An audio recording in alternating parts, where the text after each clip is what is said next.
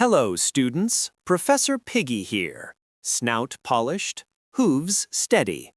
Today, we build a network that keeps the wolf out. Here's the truth. Most breaches don't start with magic hacks. They start because someone designed a flat, sloppy network. One big open field. No fences, no gates. And when the field is open, the wolf doesn't run. He strolls in. This matters because network design is security, not later, not after tools, at the foundation. If you design it wrong, every firewall rule becomes a bandage. So today, we talk about zones, barriers, and smart separation. Truffles of wisdom ahead. Imagine your network as a medieval castle, because castles were built by people who understood attackers.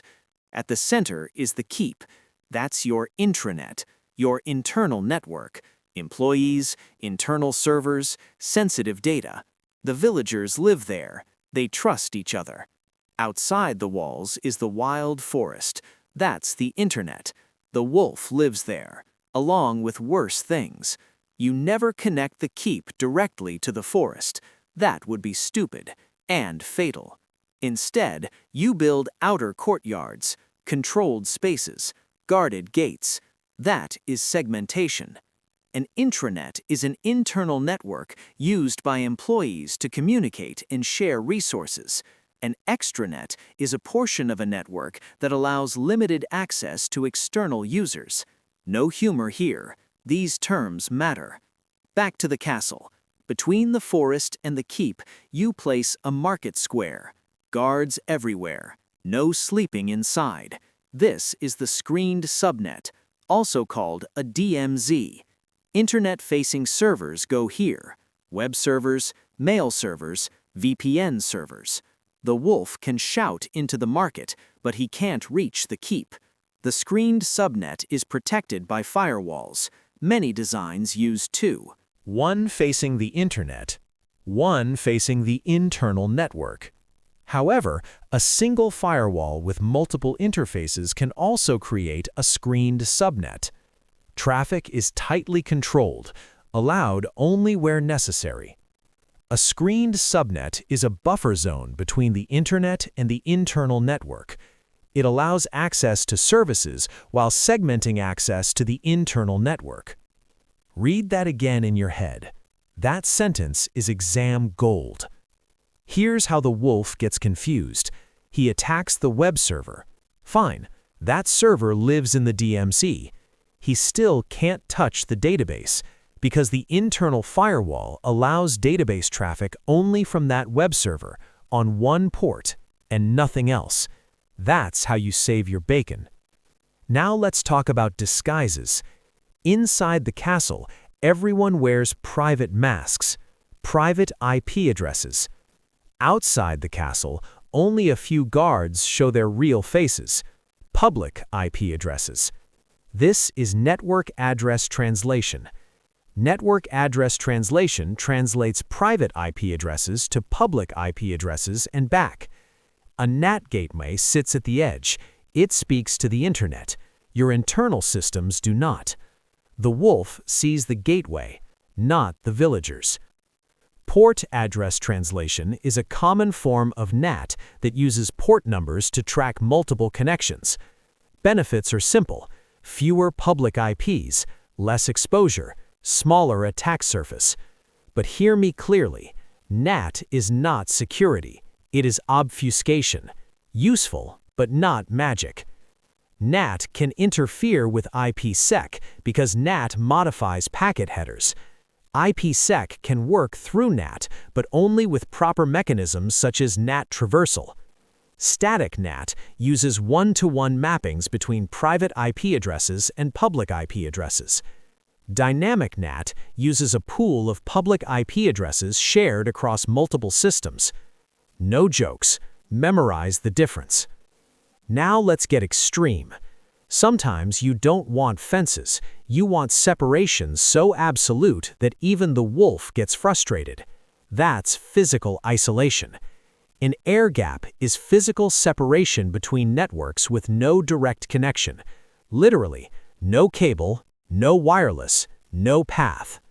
Air gaps prevent network attacks, but they can still be bypassed through insiders, removable media, or supply chain compromises. SCADA systems love this approach.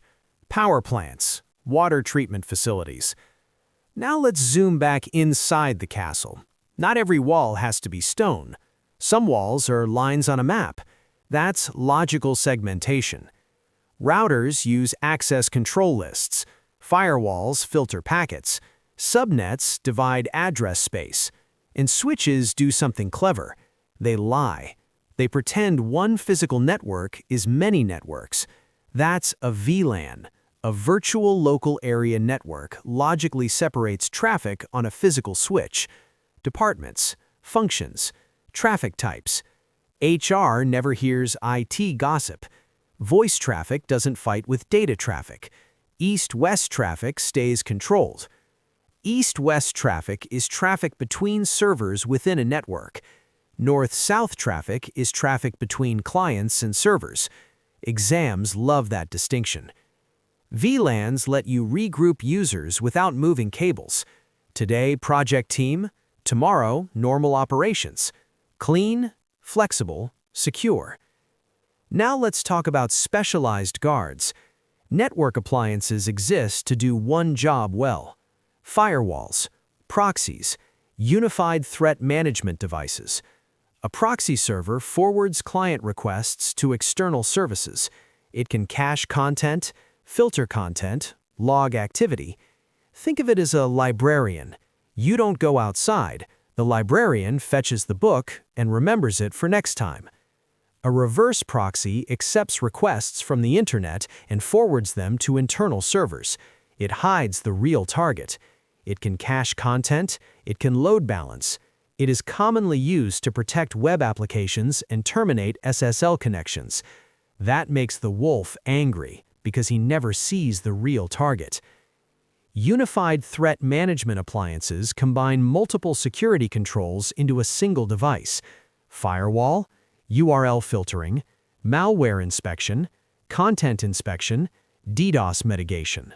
UTMs simplify security and management, especially for smaller networks. However, they can introduce single points of failure and performance bottlenecks if not designed correctly.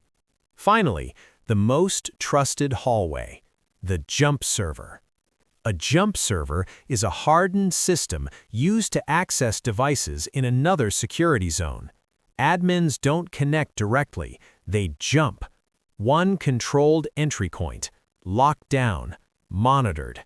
If the wolf compromises your laptop, he still can't reach critical systems directly. He hits the jump server and stops. That is layered defense. Now listen closely. This is where exams get sneaky. A DMZ is not trusted. NAT is not a security control. VLANs do not replace firewalls. Air gaps reduce risk but do not eliminate it. Mix those up and the wolf wins the question. Today, you learned how to build walls, gates, and guarded hallways, not with fear, with design. Security starts before the first packet flows. Design smart, segment hard, save your bacon. Oink.